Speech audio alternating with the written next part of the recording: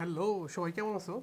আজকে আমরা আবার একটা ইম্পর্টেন্ট ক্লাস শুরু করলাম যে আমাদের কলেজে ভর্তি পরীক্ষাতে যে কোশ্চেনগুলো আসবে সেগুলো কেমন হতে পারে সেগুলো নিয়ে একটু আমরা আবার একটা রিভিশনমূলক ক্লাস দেখছি। সো এটাকে আমি বলছি হচ্ছে কলেজ অ্যাডমিশনের কি ফাউন্ডেশন বা কেমিস্ট্রির ফাউন্ডেশন ক্লাস। তো ফাউন্ডেশন ক্লাস কেন, এটা ব্যাখ্যা তোমাদেরকে আমি আগেই দিছি, তারপরেও বলছি যে আমরা আসলে কলেজের ভর্তি পরীক্ষাতে বিগত বছরে যে কোশ্চেনগুলো আসছে ঠিক সেইগুলো হচ্ছে আমরা এখানে সলভ করছি। সো তোমরা অবশ্যই ক্লাসটাকে ফলো করবা। যদি কারো কোনো কোশ্চেন থাকে তাহলে আমাকে কি কমেন্ট বক্সে জানাবা। আমরা এর আগে কিন্তু অনেকগুলো ক্লাস করছি। আজকে হচ্ছে আমরা মেইনলি বিক্রিয়ার উপরে, বিভিন্ন ধরনের বিক্রিয়া, জারণ বিজন বিক্রিয়া, বিভিন্ন ধরনের প্রতিস্থাপন বিক্রিয়া, যে বিক্রিয়া যেগুলো আছে সেগুলো নিয়ে আমরা একটু আজকে কি যে কোশ্চেনগুলো আসছে সেগুলো আমরা দেখবো। ঠিক আছে, তো আমরা ক্লাসটা সবাই শুরু করে ফেলি নাকি? তো দেখো, আমাদের হচ্ছে প্রথমে একটা বিক্রিয়া দিছে যে অ্যাস্টারিকরণ বিক্রিয়া। তোমার নামটা শিখে আসছো যে অ্যাস্টারিকরণ বিক্রিয়াটা আসলে কি। অ্যাস্টার তৈরি করার বিক্রিয়া, এটাকে আমরা কি বলি? এটাকে আমরা বলি হচ্ছে অ্যাস্টারিকরণ বিক্রিয়া। তো তোমাকে বলছে যে ইথানিক অ্যাসিডের সাথে কোন যৌগের বিক্রিয়ায় অ্যাস্টার তৈরি হয়। কোন যৌগের বিক্রিয়ায়, কোশ্চেনটা খেয়াল করো।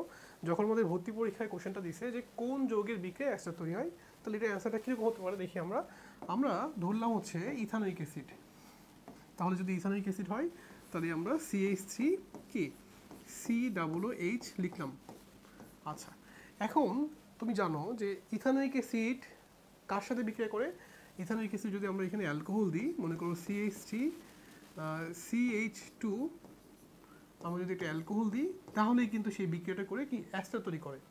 তাহলে তোমার কোশ্চেনের অ্যান্সারটা হবে হচ্ছে কি ইথানিক অ্যাসিড কার সাথে বিক্রিয়া করে, অ্যালকোহলের সাথে বিক্রিয়া করে অ্যাস্টার তৈরি করে। জাস্ট এতটুকুই হবে। বাট আমি তোমাকে যেহেতু এটা শেখাচ্ছি, সো আমি একটু ডিটেলস তোমাকে দেখাবো। দেখো আমাদের অ্যাস্টারিকরণ বিক্রিয়াটা কি হয়। আমরা যদি এইভাবে চিন্তা করি, অ্যাস্টারিকরণ বিক্রিয়া হচ্ছে আমাদের কি হয় বলতো, এই যে এইখানে হচ্ছে একটা অ্যালকোহলের OH মূলক থাকে আর অ্যাসিডের H মূলকটা আছে, এই দুটো মিলে তোমার জাস্ট কি তৈরি করে ফেলে বলতো, পানি তৈরি করে ফেলে। তো আমরা বুঝতে পারলাম যে আসলে অ্যাস্টারিকরণ বিক্রিয়ায় যে অ্যাসিডের H মূলকটা আছে এবং অ্যালকোহলের যে OH মূলকটা আছে, জাস্ট এই দুটো মিলে তোমার কি তৈরি করবে, পানি তৈরি করবে। তাহলে আমি বুঝতে পারলাম যে আসলে এখানে এই বিক্রিয়ায় আমাদের একটা পানি তৈরি হবে, মানে H2O তৈরি হবে। আচ্ছা ফাইন। এবার দেখো এখানে যে বাকি মূলকটা আছে এরা কি যোগ হয়ে যাবে, কিন্তু যোগ হওয়ার সময় খেয়াল করতে হবে আমাদের কিন্তু এখানে যখন CH3 COO এই মূলকটার সাথে কিন্তু একটা হাত ফাঁকা হয়ে গেছে, কারণ এখান থেকে একটা H বের হয়ে গেছে। আর ওদিকে কিন্তু CH2-র পরে কিন্তু এটা হাত ফাঁকা হয়েছে, তাহলে কিন্তু এটা অ্যাড হবে হচ্ছে CH2 বন্ড CH3। দেখ সবাই খেয়াল করো, এখানে কিন্তু CH2টা আগে আসছে দেন CH3, কারণ হাত ফাঁকা হচ্ছে কিন্তু CH2-র কাছে, CH2 এখানে কিন্তু হাত ফাঁকা হয় নাই। সো তোমরা বুঝতে পারছো যে আসলে এখানে এরকম যৌগ তৈরি হয়, এটাকে আমরা বলেছি অ্যাস্টার। তো এটার নামটা কি? এটার নামটা হচ্ছে, দেখো আমরা এই জিনিসটাকে বলি হচ্ছে অ্যাসিটেট। আমরা এই জিনিসটাকে কি বলি, সবসময় মনে রাখবা এই জিনিসটার নাম হচ্ছে অ্যাসিটেট। এটাকে আমরা বলি হচ্ছে অ্যাসিটেট বা ইথানয়েড বা ইথানয়েড। এটাকে আমরা কি বলবো, অ্যাসিটেট বা ইথানয়েড। আচ্ছা শোনো, এবার দেখো এই যে পাশে যে মূলকটা আছে এই মূলকটাকে আমরা বলি হচ্ছে ইথাইল। যখন ইথেন থেকে একটা হাইড্রোজেন সরে যায় তখন সেটাকে আমরা কি বলি, ইথাইল। তোমাদের মনে আছে আমরা যদি ইথেন বলি C2H6, তো এইখানে যখন তোমার একটা হাইড্রোজেন সরে যাবে তাহলে কি C2H5 এবং একটা বন্ড তৈরি হবে, তাহলে এইটার নাম হচ্ছে ইথাইল। মানে ইথেন থেকে যখন তোমার একটা হাইড্রোজেন সরবে তখন সেটার নাম হচ্ছে কি ইথাইল। তাহলে আমরা এই মূলকটাকে নাম বলবো হচ্ছে ইথাইল মূলক। দেখো আমরা এটা বুঝছি কিনা, ইথেন থেকে যখন একটা হাইড্রোজেন সরে যাবে তখন সেটার নাম হচ্ছে ইথাইল মূলক। এখন এই যে ইথাইল আর এই যে অ্যাসিটেট, এটাই কিন্তু সেই অ্যাস্টার, তাহলে এটার নাম হচ্ছে ইথাইল অ্যাসিটেট। ইথাইল কি অ্যাসিটেট। দেখেন তো আমরা বুঝছি কিনা, খুবই সহজ।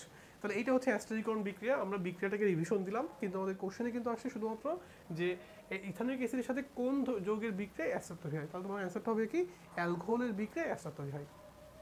সবাই ক্লিয়ার?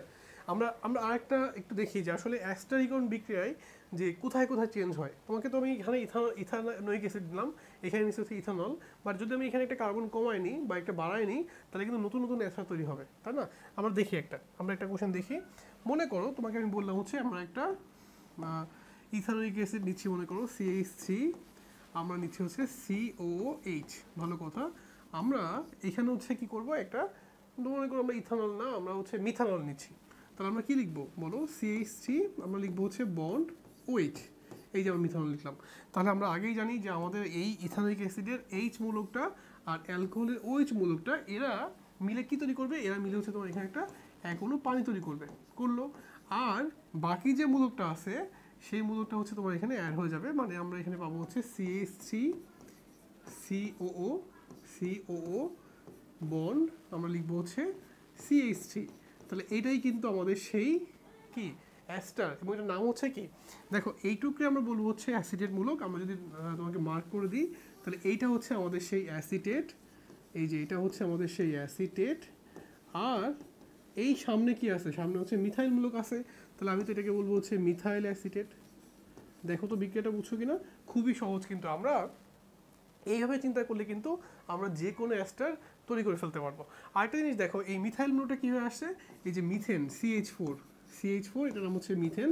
আমরা যখন এখান থেকে একটা হাইড্রোজেন বের করে ফেলবো তখন সেটার নাম হচ্ছে মিথাইল মূলক হবে, এবং এটাকে আমরা বলি হচ্ছে কি মিথাইল মূলক। দেখছো, যখন মিথেন থেকে একটা হাইড্রোজেন বের হয়ে যাবে তখন সেটার নাম হচ্ছে কি মিথাইল মূলক। আচ্ছা আমি তোমাকে একটা কাজ করি, এটাকে আরো সুন্দর করে তোমাকে বোঝাই যে মিথাইল মূলকটা আসলে কীভাবে হয়েছে। দেখো আমাদের কার্বন হচ্ছে কি 6 মানে কি 2 আর 4, এটা আমরা জানি। তো আমরা যদি এটাকে বক্স করে আঁকি, দেখো কার্বনে হচ্ছে যে 1s2, এই যে 1s2 আমরা আঁকলাম, আমরা ইলেকট্রোবিন্যাসটা আগেই শিখছি, এই যে 1s2।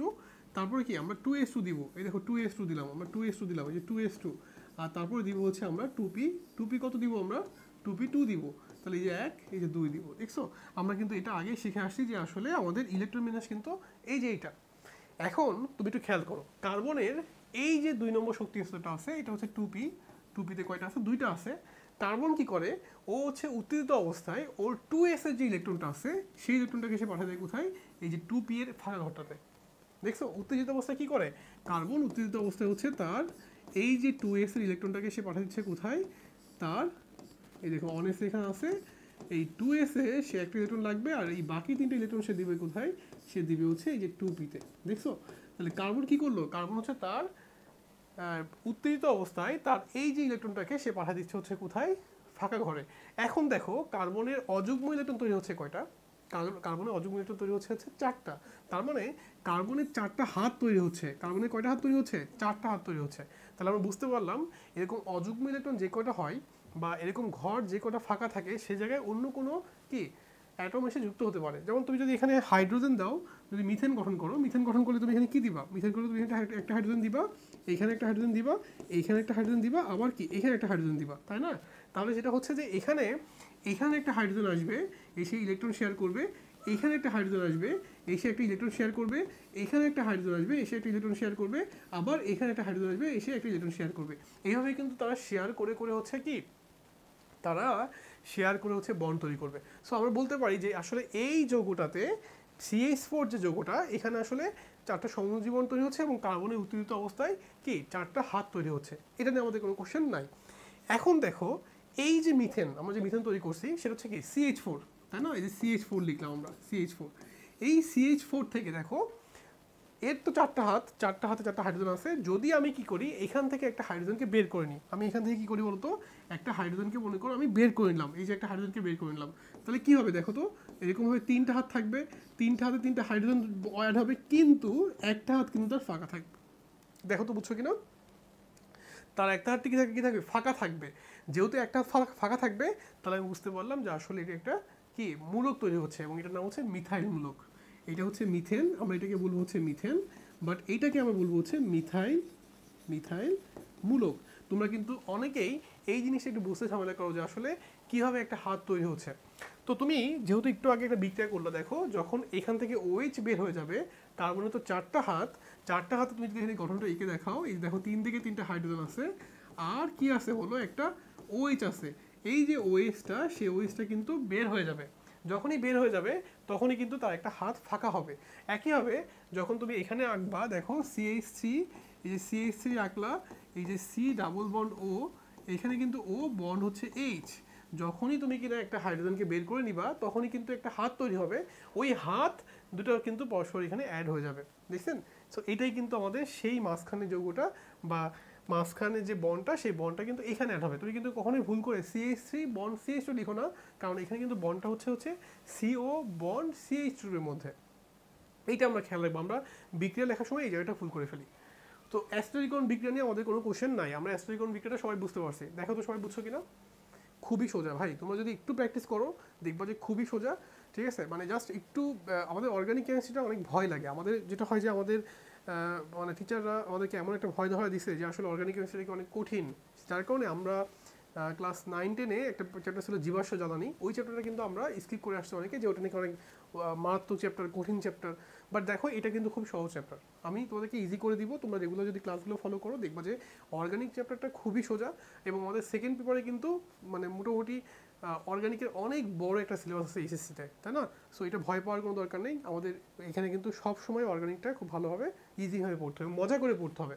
অর্গানিক তুমি যদি বুঝে বুঝে পড়ো তাহলে জিনিসটা অনেক লাস্টিং করবে, বাট তুমি যদি মানে মুখস্থ করতে যাও তাহলে কিন্তু এটা লাস্টিং করবে না। দেখো আমি কিন্তু অ্যাস্টারিকন বিক্রিয়া করলাম, আমি কিন্তু এইভাবে কিন্তু যদি বিক্রিয়াটা মনে রাখতে পারি আমি কিন্তু যে কোনো অ্যাস্টারিকন অ্যাস্টার তৈরি করে ফেলতে পারবো। জাস্ট কনসেপ্টটা কি, আমি একটা অ্যাসিটিক অ্যাসিড নিব আর আমি সেখানে যে কোনো একটা অ্যালকোহল নিব, বিক্রিয়া করে আমরা কি অ্যাস্টার বানাতে পারবো। এখন তুমি যদি এখানে মিথানল নাও তাহলে একরকম আসবে, ইথানল নাও তাহলে একরকম আসবে, এরকম অ্যালকোহল চেঞ্জ করলে কিন্তু আমাদের কি অ্যাস্টারের নামটা চেঞ্জ হয়ে যাবে।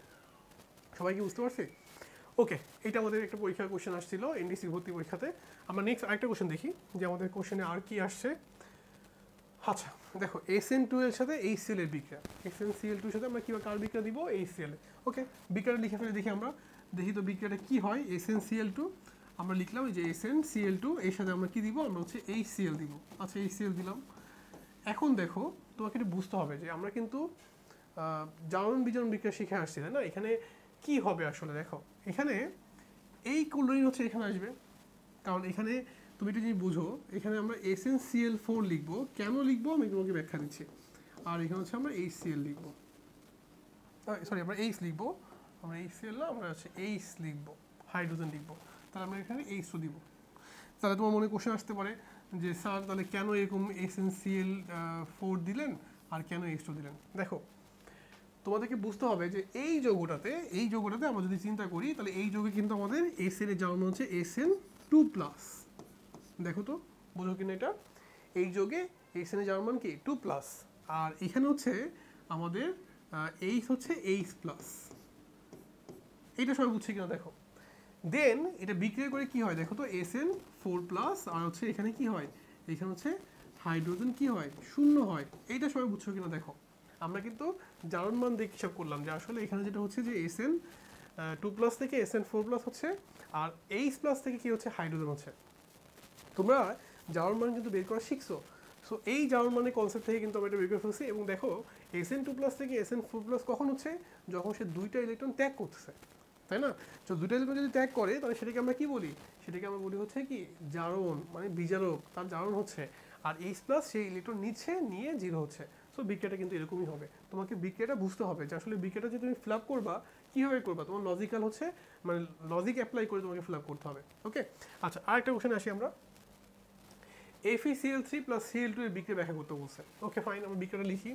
এই দেখো FeCl3 + Cl2 আমরা বিক্রিয়া করি। বিক্রিয়া করলে কী হবে আমাদের দেখো তো, FeCl3 তুমি কিন্তু জানো যে Fe এর দুইটা হতে পারে, একটা হচ্ছে ফেরাস, একটা হচ্ছে কি ফেরিক। যেমন তুমি Fe2+ করতে পারবা, আর হচ্ছে কি Fe3+ করতে পারবা। দেখো যেখানে Fe3+ তার কিন্তু ইলেকট্রন দেওয়ার কোনো ক্ষমতা নাই, সে কিন্তু কি জাস্ট ইলেকট্রন নিতে পারবে।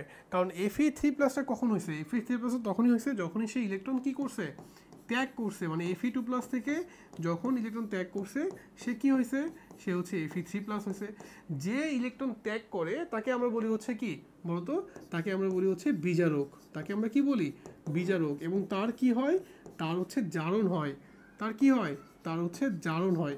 সো তোমরা এটা একটু মনে রাখবা যে বিজারক কিন্তু নিজে জারিত হয়। বিজারক কি হয়, নিজে জারিত হয়, সেই ইলেকট্রন ত্যাগ করে জারিত হয়ে যাচ্ছে।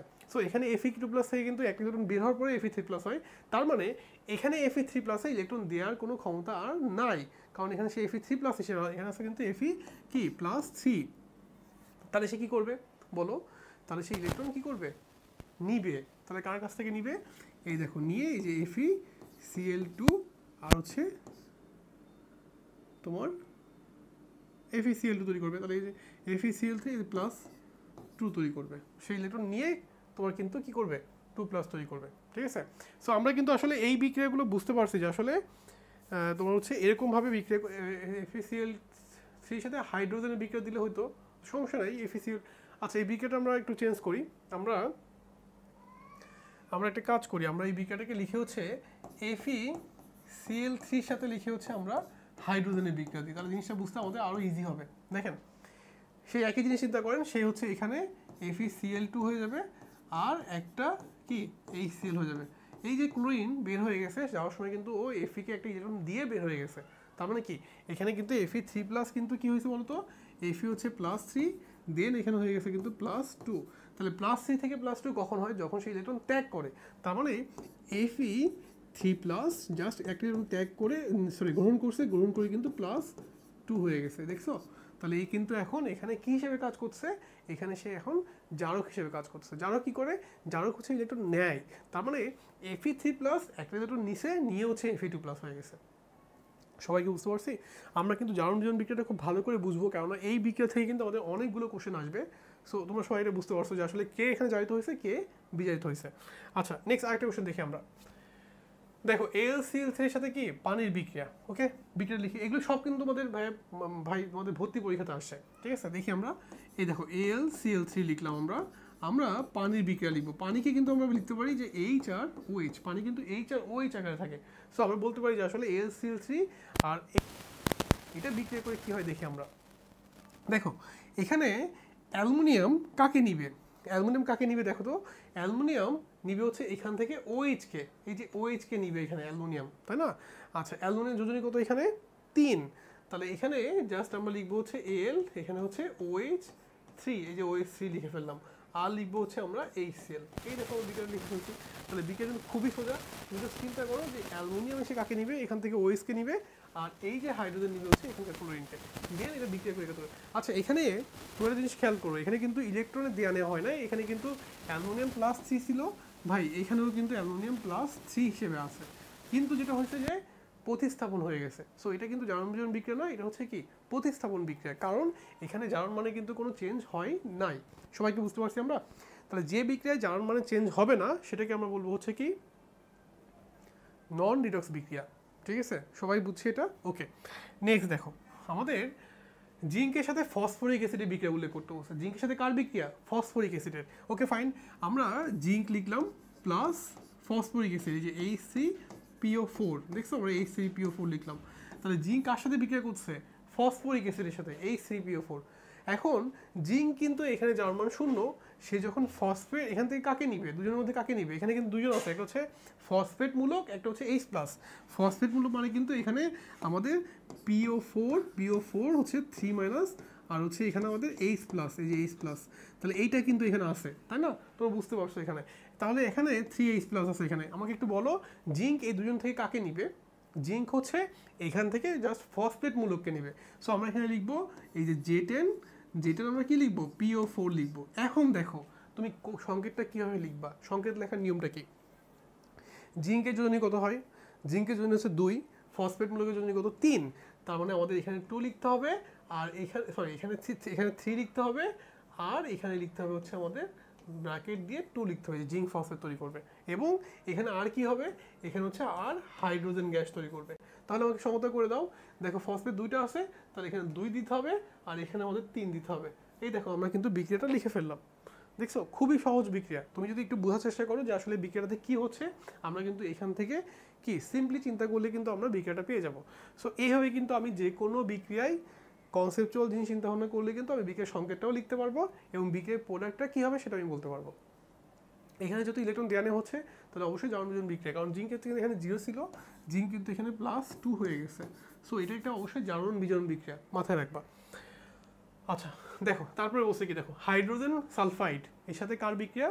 ক্লোরিনের বিক্রিয়ার ফলে কি তৈরি হয়? এই একটা কোশ্চেন আমাদের আসছে অ্যাডমিশন টেস্টে, যে হাইড্রোজেন সালফাইডের সাথে ক্লোরিনের বিক্রিয়া করলে কি তৈরি হয়। ওকে ফাইন, আমরা হাইড্রোজেন সালফাইড লিখি, মনে করো H2S, তার সাথে আমরা কি বিক্রিয়া দিব? আমরা হচ্ছে ক্লোরিনের বিক্রিয়া দিব। ওকে ফাইন, বিক্রিয়াটা লিখি আমরা, দেখি তো কি হয়। দেখো হাইড্রোজেন এখান থেকে কাকে নিবে? হাইড্রোজেন এখান থেকে কাকে নিবে বলো? হাইড্রোজেন এখান থেকে ক্লোরিনকে নিবে, তার মানে HCl তৈরি করবে, আর সালফার মুক্ত হয়ে যাবে। দেখছো? তাহলে তুমি একটু আবার খেয়াল করো, আমরা কিন্তু এখানে বুঝতে পারলাম যে এখানে কিন্তু জারণ মান চেঞ্জ হচ্ছে, কারণ সালফারে কিন্তু এখানে জারণ মান কি -2, বাট এখানে কিন্তু সালফার জার্মাম 0 হয়ে গেছে। তার মানে বুঝতে পারলাম যে এই বিক্রিয়ায় কিন্তু ইলেকট্রনের দেয়া নেওয়া হচ্ছে। যেহেতু ইলেকট্রনের দেয়া নেওয়া হচ্ছে, সো এটা হচ্ছে একটা রিডক্স বিক্রিয়া, জারণ বিজারণ বিক্রিয়া, কারণ তুমি জারণ মান চেঞ্জ করে ফেলছো। আচ্ছা, দেন বাকিটা তুমি বুঝতে পারছো, এখানে ক্লোরিন হচ্ছে 0, এখানে ক্লোরিন কিন্তু -1। সো তুমি বুঝে ফেলছো যে আসলে এই বিক্রিয়ায় ইলেকট্রনের দেয়া নেওয়া হচ্ছে। যে বিক্রিয়ায় ইলেকট্রনের দেয়া নেওয়া হয় সেটা হচ্ছে কি আমাদের রিডক্স বিক্রিয়া। সো এই রিডক্স বিক্রিয়া কিন্তু এখানে হচ্ছে, আমরা কিন্তু বুঝে ফেললাম। এবং কোশ্চেনটা এরকম আসতে পারতো যে নিচের কিন্তু রিডক্স বিক্রিয়া বলো, সো তুমি এই জারণ মানটা হিসাব করে নিবা। সবাই বুঝছি? আচ্ছা, নেক্সট আরেকটা কোশ্চেন দেখি আমরা, আরেকটা জিনিস শিখি আমরা, সক্রিয়তা সিরিজ। এটা আমরা হয়তো আগে কখনোই ওইভাবে শিখি নাই, বাট আজকে আমাদেরকে একটু ভালোভাবে শিখতে হবে। সক্রিয়তা সিরিজ জিনিসটা কি আসলে। দেখো, আমাদের একটা সিরিজ আছে, সেই সিরিজটা কি দেখো, সবার প্রথমে কে আছে, পটাশিয়াম, তারপরে কে, sodium, calcium, magnesium, aluminium, zinc, এফি, এই দেখো হাইড্রোজেন, সবাইকে ভালো করে খেয়াল করো, হাইড্রোজেন এই কিন্তু সিরিজের কপারের উপরে আছে। তার মানে তোমাকে বুঝতে হবে এই সক্রিয়তা সিরিজটা হচ্ছে এরকম যে এই সিরিজের যে উপরে আছে সে হচ্ছে বেশি সক্রিয়, আর যে নিচে আছে সে হচ্ছে কি কম সক্রিয়। তার মানে যে উপরে আছে তার গায়ে শক্তি বেশি, আর যে নিচে আছে তার গায়ে শক্তি হচ্ছে কি কম। এটাই হচ্ছে আমাদের সক্রিয়তা সিরিজের তাৎপর্য। তো এটা বিক্রিয়ার সময় কি কাজে লাগবে দেখি আমরা। দেখো, যখন তুমি একটা বিক্রিয়া লিখবা, মনে করো তুমি বিক্রিয়াটা লিখলে হচ্ছে জিঙ্ক প্লাস কপার সালফেট, তোমার বিক্রিয়া করে কি তৈরি করবে, কোশ্চেন হচ্ছে এটা। জিঙ্ক প্লাস কপার সালফেট বিক্রিয়া করে কি তৈরি হবে। তো তোমাকে আগে ফার্স্টে মাথায় আনতে হবে যে এই সক্রিয়তা সিরিজটা তোমাকে মাথায় রাখতে হবে যে আসলে সক্রিয়তা সিরিজটা ছিল। তো এখানে তুমি একটু খেয়াল করতে হবে, দেখো এই জিঙ্ক এই সিরিজের কোন জায়গায় আছে, তুমি একটু ফাইন্ড আউট করো তো। এই জিঙ্কটা কোথায় আছে, জিঙ্কটা পাচ্ছি হচ্ছে আমরা এইখানটাতে। আচ্ছা, কপার কোথায় আছে, এই দেখো কপার হচ্ছে এইখানে আছে। তার মানে আমরা বুঝতে পারলাম এই সিরিজের উপরে হচ্ছে জিঙ্ক আর কপার হচ্ছে কি নিচে। যদি এটা বুঝতে পারি, আমাকে একটু বলো তাহলে জিঙ্কের গায়ে শক্তি বেশি নাকি কপারের গায়ে শক্তি বেশি। দেখো তো, আমরা বুঝতে পারছি যে আসলে এখানে জিঙ্কের গায়ে শক্তি বেশি, কারণ জিঙ্ক হচ্ছে এই চার্টের কি উপরে আছে। সো আমরা বলবো জিঙ্ক এখানে এসে কপারকে ঘাড় ধাক্কা দিয়ে সরা দিতে পারবে, কারণ জিঙ্কের গায়ে শক্তি বেশি। তাহলে বিক্রিয়াটা কী হবে দেখো তো, এই যে জিঙ্ক সালফেট প্লাস হচ্ছে কপার, এই দেখো আমরা বিক্রিয়াটা লিখে ফেলছি। তার মানে তোমাকে আগে বিক্রিয়া করার আগে বুঝতে হবে যে ওই বিক্রিয়াটা হবে কি না, এটা কিন্তু তোমাকে বুঝতে হবে। কারণ বিক্রিয়াটা বললেই কিন্তু বিক্রিয়াটা হবে না, তোমাকে দেখতে হবে যে সক্রিয়তা সিরিজের সে উপরে আছে কিনা। যদি উপরে থাকে তাহলে সে এখান থেকে এটাকে প্রতিস্থাপন করতে পারবে এবং বিক্রিয়াটা হবে। ঠিক আছে, এখন যদি উল্টা জিনিস আমি তোমাকে বলতাম, তোমাকে আমি বললাম যে ধরো বিক্রিয়াটা হচ্ছে এরকম আছে, কপার প্লাস জিঙ্ক সালফেট। তুমি তো তাড়াতাড়ি পরীক্ষার মাঝখানে এটা আর খেয়াল করবে না, তোমার তো সক্রিয়তা সিরিজ মাথায় থাকবে না, তখন তুমি এটা বিক্রিয়াটা কি লিখবা, কপার সালফেট প্লাস জিঙ্ক লিখে দিবে, যে কপার সালফেট প্লাস জিঙ্ক লিখে দিবে, কারণ কপার সালফেট যৌগ তো আছেই, সো এটা তো হইতেই পারে, তো মাথার মধ্যে এরকম আসবে। কিন্তু না, দেখো তোমাকে বুঝতে হবে যে আসলে এই বিক্রিয়াটা এরকম কখনোই হবে না। কেন? কারণ তুমি একটু বোঝার চেষ্টা করো, এই দেখো কপার কোথায় আছে, কপারের পজিশনটা হচ্ছে এই জায়গায়, জিঙ্কের পজিশনটা হচ্ছে এই জায়গায়। তাহলে জিঙ্ক এখানে উপরে, কপার হচ্ছে এখানে নিচে। তার মানে কি কপারের গায়ে শক্তি কম আর জিঙ্কের গায়ে শক্তি কি বেশি। তার মানে কপার জিঙ্ককে প্রতিস্থাপন করতে পারবে না। তার মানে কপারে যেহেতু এখানে যায় জিঙ্ককে সরাবে, সে এটা করতে পারবে না। সো এই বিক্রিয়াটা আমাদের হবে না। কি বুঝছি? তোমাদের মনে হতে পারে যে আসলে জিনিসটা অনেক কঠিন। না, তুমি যদি এই সিরিজটা মনে রাখতে পারো তাহলে তুমি যে কোনো বিক্রিয়ায় এটা হবে কি হবে না এটা ব্যাখ্যা দিতে পারবা। নর্মালি প্রতিস্থাপন বিক্রিয়ার ক্ষেত্রে আমাদের জিনিসটা লাগে যে আসলে এই বিক্রিয়াটাই হবে কিনা, প্রতিস্থাপন করতে পারবে কিনা।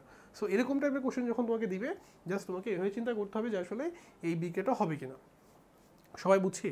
দেখো জিনিসগুলো কিন্তু খুবই সোজা। আমি যদি একটু মানে প্র্যাকটিক্যালি চিন্তা করি যে আসলে খুব কঠিন জিনিস কিন্তু না, জাস্ট এই চারটা তোমাকে নতুন জিনিস তোমাকে এটা মুখস্থ করতে হবে, আমাদের এই সিরিজটা জানতে হবে।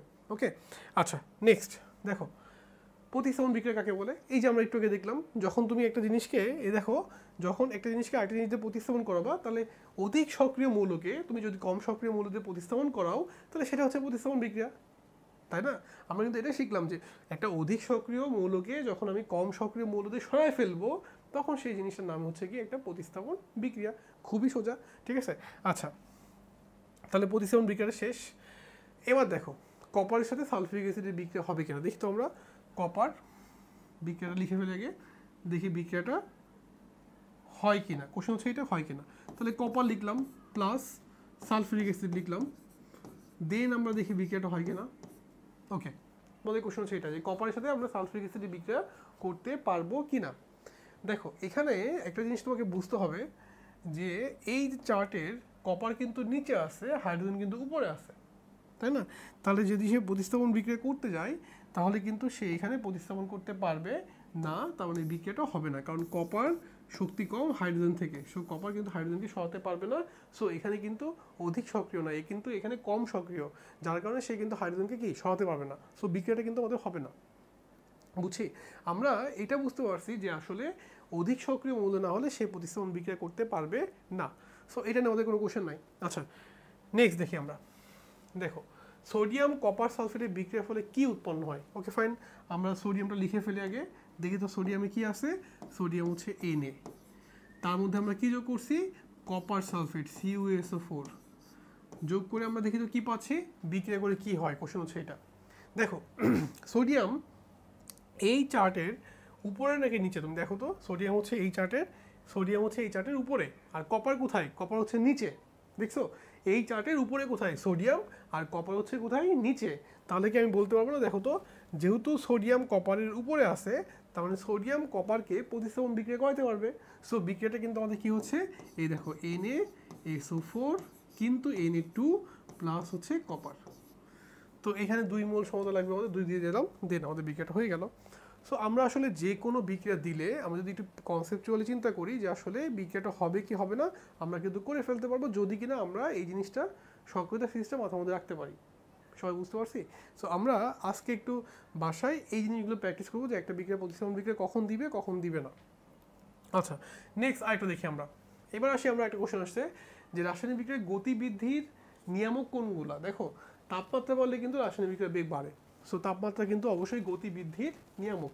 এখন তোমরা লাস্ট তেল নিতে শিখছিলা, সেখানে তোমরা শিখছিলা যে তাপ উৎপাদী বিক্রিয়ার ক্ষেত্রে তাপ দিলে সম্মুখমুখী বিক্রিয়ার বেগটা কি কমে যায়, আর তাপ কমালে পশ্চাৎমুখী বিক্রিয়ার বেগটা, সম্মুখমুখী বিক্রিয়ার বেগটা বাড়ে, এটা শিখছিলা। আমি কিন্তু তোমাকে বলছি বিক্রিয়ার গতি মানে কিন্তু সম্মুখমুখী বা পশ্চাৎমুখী যে কোনো গতি হতে পারে, ঠিক আছে? সো তাপমাত্রা বৃদ্ধি করলে গতি বাড়ে, আমি তোমাকে তো বলি নাই যে সম্মুখমুখী নাকি পশ্চাৎমুখী, ঠিক আছে? সো এটা মাথায় রাখবা যে তাপমাত্রা বৃদ্ধি করলে বিক্রিয়ার গতি বাড়ে, সেটা সম্মুখমুখী হতে পারে, সেটা পশ্চাৎমুখী হতে পারে, ঠিক আছে? এটা নিয়ে ওদের কোনো কোশ্চেন নাই। আচ্ছা ঘনমাত্রা বাড়লে তো বিক্রিয়ার বেগটা বাড়বেই। তুমি যদি উৎপাদের ঘনমাত্রা বাড়াও তাহলে বিক্রিয়ার দিকে ঘনমাত্রা বেগ বাড়বে, যদি বিক্রিয়াকে বাড়াও তাহলে কি উৎপাদের দিকে যাবে। সো ঘনমাত্রা কিন্তু অবশ্যই ইম্পর্টেন্ট একটা ফ্যাক্টর। আচ্ছা পৃষ্ঠতলের ক্ষেত্রফল বৃদ্ধি, অবশ্যই পৃষ্ঠতলের ক্ষেত্রফল বৃদ্ধি করলে বিক্রিয়া বেগ বাড়বে। তুমি যদি একটা জিনিসকে আস্ত রাখো তাহলে সেটা কিন্তু আস্তে আস্তে বিক্রিয়া করবে, কিন্তু সেটাকে যদি গুঁড়া করে ফেলো তাহলে কিন্তু সহজেই বিক্রিয়াটা করে ফেলবে। দেখছেন? তাহলে আমরা আমরা আমরা আমরা আমরা চিন্তা করতে পারি মিশ্রির একটা দলা তুমি যদি পানিতে দাও দেখবা যে ওইটা ভিজতে ভিজতে অনেক সময় লাগে, আমরা পরের দিন সকালে যদি দেখি যে তাও কিছু কিছু দানা পড়ে আছে। বাট ওই মিশ্রিটাকে যদি আমি চিনি বানাই ওটা দেওয়ার সঙ্গে সঙ্গে কিন্তু গুঁড়ে ফেলতে পারবো আমরা, দেখছেন? তার মানে রাসায়নিক বিক্রিয়ায় তুমি যত পৃষ্ঠতলের সারফেস এরিয়া বাড়াতে পারবা তত রেট অফ রিয়াকশনটা কি বাড়বে, কারণ এখানে মলিকুলগুলো কিন্তু তখন ইন্টারাকশনটা কি বাড়বে। সো আলটিমেটলি কিন্তু আমাদের রিয়াকশনের রেটটা কি বেড়ে যাবে। সো আমি এই 3টা ফ্যাক্টরি কিন্তু আমাদের রাসায়নিক বিক্রিয়ার বৃদ্ধির কারণ। আচ্ছা তোমাকে আমি একটা কোশ্চেন করি, দেখি তোমরা এটা বলতে পারো কিনা। মনে করো তোমাকে আমি বললাম যে 0 ডিগ্রি দিয়ে আমি মনে করো 0 ডিগ্রি সেলসিয়াস তাপমাত্রায় কোনো বিক্রিয়ার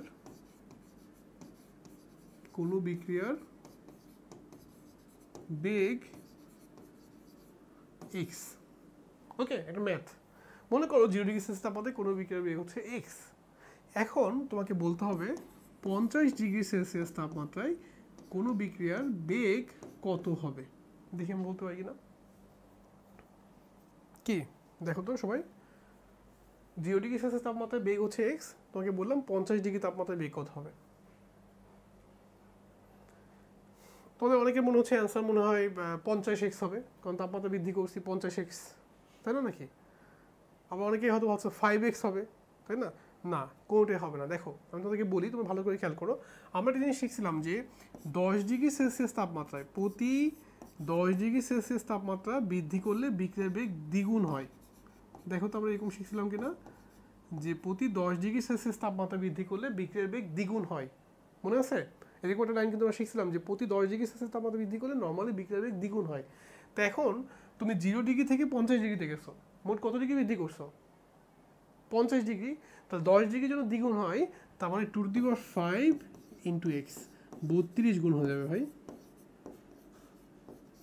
কয় গুণ হবে? 32 গুণ। দেখছো, তোমাকে এটা বুঝতে হবে যে 10 ডিগ্রি বৃদ্ধি। তো আমরা এই যোগে হচ্ছে কি করলাম দেখো, আমরা এইখানে এই যোগে আমরা হচ্ছে এফি এর আমরা হচ্ছে এই কপারের জার্মানটা বের করলাম, এবং এটা হচ্ছে আমাদের কি কিউপ্রিক। কপারে কিন্তু দুই রকম হয়, কিউপ্রাস এবং হচ্ছে কিউপ্রিক।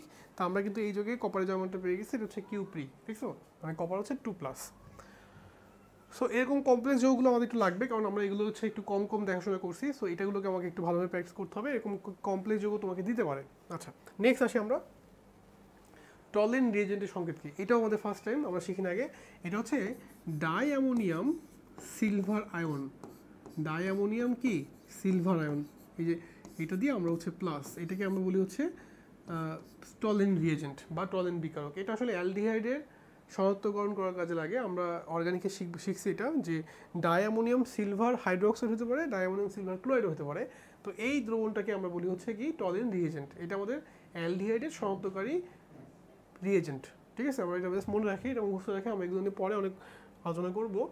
আচ্ছা, সিলিকন টেট্রাক্লোরাইড এবং ওয়াটারের বিক্রিয়ায় কি তৈরি হয়? আমরা সিলিকন টেট্রাক্লোরাইডটা লিখি, দেখি আমরা কি পাচ্ছি। সিলিকন টেট্রাক্লোরাইড, এই দেখো SiCl4, এর মধ্যে আমরা কি যোগ করছি? আমরা ওয়াটার যোগ করছি, মনে করো HOH যোগ করছি। ভালো কথা, এই HOH যোগ করলে সিলিকন এখান থেকে কাকে নিবে? সিলিকন হচ্ছে এখান থেকে OH কে নিবে। দেখো OH কে নিল, দেখছো OH কে নিল। কিন্তু এখানে তোমাকে খেয়াল করতে হবে, তুমি সিলিকন যে OH কে নিবে তাহলে নিশ্চয়ই এখানে তোমার 4টা OH দিতে হবে, প্লাস হচ্ছে আমরা এখানে কি লিখবো? আমরা এখানে HCl লিখবো। সো আমরা দেখতে পাচ্ছি যে আসলে এখানে সিলিকন টেট্রাক্লোরাইডের ক্ষেত্রে এই যে HOH সিলিকন টেট্রা হাইড্রোক্সাইড এবং HCl তৈরি করবে। দেখো এখানে কিন্তু সিলিকনের জার্মানে কোনো চেঞ্জ হয় নাই, জাস্ট এখানে যেটা হয়েছে যে তোমার হচ্ছে কি প্রতিস্থাপন হয়েছে। সো এটা কিন্তু জার্মান বিক্রিয়া না, এটা হচ্ছে জাস্ট কি আমাদের বলতো, এটা হচ্ছে জাস্ট আমাদের কি প্রতিস্থাপন বিক্রিয়া। এখানে কিন্তু জার্মানে কোনো চেঞ্জ হয় নাই। সবাই একটু বুঝছে কিনা দেখেন, এটা নিয়ে আমাদের কোনো কোশ্চেন নাই, আমরা বুঝতে পারছি। আচ্ছা, নেক্সট আসি জিঙ্ক অক্সাইড এবং কার্বনের বিক্রিয়াটি কী হবে? জিঙ্ক অক্সাইড, আমরা জিঙ্কের সাথে বিক্রিয়াটা লিখি। এই দেখো জিঙ্ক অক্সাইড প্লাস কার্বন বিক্রিয়া করে কি হয় বলতো? এই দেখো জিঙ্ক অক্সাইড কার্বন বিক্রিয়া করে এখানে শুধু প্রতিস্থাপন হবে, মানে জিঙ্ক হবে প্লাস কি কার্বন মনোঅক্সাইড CO। তার মানে জিঙ্কের কিন্তু এখানে জার্মান চেঞ্জ হয়েছে, তোমরা খেয়াল করো, জিঙ্কের কিন্তু এখানে +2 ছিল, কিন্তু এখানে জিঙ্ক 0 হয়ে গেছে। তাহলে আমি কি বুঝলাম? যেহেতু জার্মান চেঞ্জ হয়েছে তার মানে এটা হচ্ছে একটা রিডক্স বিক্রিয়া। যেহেতু জার্মান চেঞ্জ হয়েছে তার মানে রিডক্স বিক্রিয়া। কোনো বিক্রিয়ায় যদি জার্মান চেঞ্জ হয় তাহলে সেটা হচ্ছে একটা রিডক্স বিক্রিয়া। কার্বন 0 ছিল, কার্বন এখানে +2 হয়ে গেছে। সো আমরা বুঝতে পারছি যে আসলে এই বিক্রিয়ায় জার্মান চেঞ্জ হয়েছে, সো এটা একটা রিডক্স বিক্রিয়া। আচ্ছা, পিএইচ বলতে কি বোঝো? আমরা পিএইচ সংখ্যা জানি যে কোনো দ্রবণে H+ যে আয়নটা হবে সেই আয়নের যে ঘনমাত্রা তার ঋণাত্মক লগারিদম, এইটাকে আমরা বলি হচ্ছে পিএইচ। কোনো একটা দ্রবণে H+ আয়নের ঘনমাত্রা তার ঋণাত্মক লগারিদমকে আমরা বলি হচ্ছে পিএইচ। বুঝছেন? একটা ঋণাত্মক লগারিদমকে আমরা বলবো হচ্ছে কি পিএইচ। পিএইচ মানে হচ্ছে -log H+। তোমাকে যদি বলি আমি 0.2m HCl এর পিএইচ কত, কোশ্চেন হচ্ছে এটা। যদি এরকম সহজ একটা কোশ্চেন আসতে পারে যে 0.2m HCl এর পিএইচ কত। তো এখন HCl কি দেয় ভাই? HCl হচ্ছে আমাদের H+ দেয়। তো H+ কতটুকু দিবে, তার ঘনমাত্রা কতটুকু হবে বলতো? যে H+ দিবে তার ঘনমাত্রা হবে C = 0.2m। এবং দেখো যখন HCl ভাঙে, সে ভেঙে কয়টা H+ দেয়? সে ভেঙে হচ্ছে আমাদের একটা H+ দেয়। সো আমি বলতে পারি যে আসলে আলফা = হচ্ছে এখানে 1। সো আমাদের H+ এর ঘনত্ব হবে হচ্ছে কত বলতো? জাস্ট আমরা লিখলাম আলফা ইন্টু C, মানে জাস্ট তোমার 0.2m। দেখো আমরা কিন্তু H+ এর ঘনত্ব পেয়ে গেছি। দেন পিএইচ কী হবে? পিএইচ হচ্ছে আমাদের জাস্ট -log, এই দেখো H+, এটা হচ্ছে আমাদের পিএইচ। সো আমরা লিখতে পারি জাস্ট -log 0.2। দেখছেন, এটা ক্যালকুলেটারে বসালে আপনার অ্যান্সার চলে আসবে। তোমাদের কিন্তু ভর্তি পরীক্ষাতে ক্যালকুলেটার অ্যালাউ করবে, সো তোমরা কিন্তু ক্যালকুলেটার নিতে পারবা, তবে প্রোগ্রামেবল ক্যালকুলেটার নেওয়া যাবে না। সো আমি তোমাদেরকে বলবো যে এইটা তোমরা সাজেস্ট করি যে এটা তোমরা ইউজ করবে, এটা অনেক মোটামুটি ভালোই।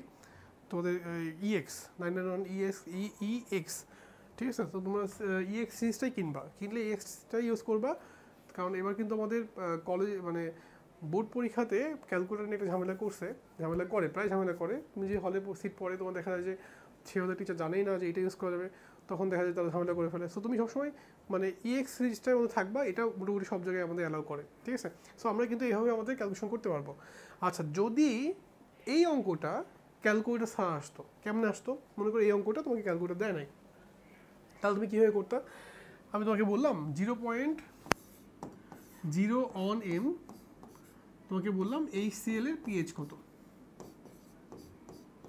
তোমাকে এই কোশ্চেনটা এরকম করতাম, 0.01 m HCl এর পিএইচ কত, কোশ্চেন হচ্ছে এটা। দেখো 0.01 m HCl এর পিএইচ কত, 0.01 m HCl এর পিএইচ। তাহলে পিএইচ সমান আমি কি লিখবো বলো? আমি লিখবো হচ্ছে মাইনাস লগ কি H প্লাস, তাই না? H প্লাস লিখলাম। এখন দেখো এই যে মাইনাস লগ H প্লাস আমি লিখতে পারি মাইনাস লগ 0.01 m। আচ্ছা দেখো, তুমি 0.01 মানে কি শিখছো? তুমি 0.01 মানে শিখছো হচ্ছে অন ভাগ 100, তাহলে কি 10 টু দি পাওয়ার মাইনাস 2। আমি যদি এই মানটা এখানে বসাই তাহলে minus log 10 to the power minus 2। So এখান থেকে আমরা পাচ্ছি 2 ইন্টু লগ 10। লগ 10 এর ভ্যালু কত? লগ 10 এর ভ্যালু হচ্ছে 1, তাহলে অ্যান্সার হচ্ছে 2। এই দেখো আমরা অ্যান্সার পেয়ে গেছি, কারণ লগ 10 সমান তুমি শিখে গেছো কি অন। সো আমরা এখানে বলতে পারি এটা অ্যান্সার হচ্ছে আমাদের কত হবে? 2 হবে। সো আমরা কিন্তু আসলে এরকম টাইপের কোশ্চেন যদি আমাদের কলেজে থাকে, আমাদের কিন্তু আসলে কি করবে, আমাদের মানে ক্যালকুলেটর ছাড়া অ্যান্সার করতে বলবে, আমরা কিন্তু পারবো, ঠিক আছে। সো মোটামুটি তোমাদের হচ্ছে আমি আজকের ক্লাসটাতে হচ্ছে যেটা করলাম, তোমাদের হচ্ছে আমি মোটামুটি জাস্ট দেখালাম যে আমরা কিভাবে অক্সিডাইজিং মানে জার্মান বের করতে পারি, কিভাবে আমরা বিক্রিয়া চিনতে পারি যেটা কি মানে তোমার হচ্ছে মানে প্রতিস্থাপন বিক্রিয়া নাকি হচ্ছে তোমার জার্মান বিক্রিয়া। সো আমরা কিন্তু মোটামুটি অনেকগুলো বিক্রিয়া দেখলাম, যেখানে হচ্ছে আমরা মানে প্রত্যেকটা বিক্রিয়ার মধ্যে কি হয় এবং বিক্রিয়া জার্মানটা কীভাবে চেঞ্জ হয় এটা নিয়ে কিন্তু আলোচনা করছি। আমরা এর পরের লেকচারটাতে আরও অনেক বিক্রিয়া দেখবো যেগুলো আমাদের অ্যাডমিশন টেস্টে আসছে, এবং এইগুলোই কিন্তু আমাদের কলেজের যখন তুমি ফার্স্ট ইয়ারে বা সেকেন্ড ইয়ারে উঠবা, এগুলোই কিন্তু আমাদের কেমিস্ট্রির ফাউন্ডেশন ক্লাস। সো সবাই হচ্ছে আমার এই ভিডিওগুলো দেখবা, এবং যদি কোশ্চেন থাকে আমাকে কমেন্ট বক্সে জানাবা। আর সবাই হচ্ছে এই যে insigner.com এই যে ওয়েবসাইটটা আছে এখানে যাবা, এখানে হচ্ছে সবাই যে আমি হচ্ছে এখানে অনেক ভিডিও দিচ্ছি, প্লাস হচ্ছে এখানে কোর্স লঞ্চ করছি, তোমরা সবাই একটু দেখবা। আর এই যে আমার একটা চ্যানেল আছে do it and Prince tutorial, এটা আমার নিজস্ব চ্যানেল। সো তোমরা এখানে যেয়ে অবশ্যই সাবস্ক্রাইব করে ফেলবা, আর যদি কারো কোনো কোশ্চেন থাকে আমাকে কমেন্ট বক্সে জানাবা, ঠিক আছে। আজ তাহলে এতটুকুই, নেক্সট ক্লাসে আবার দেখা হচ্ছে। থ্যাংক ইউ সবাইকে, আসসালামু আলাইকুম।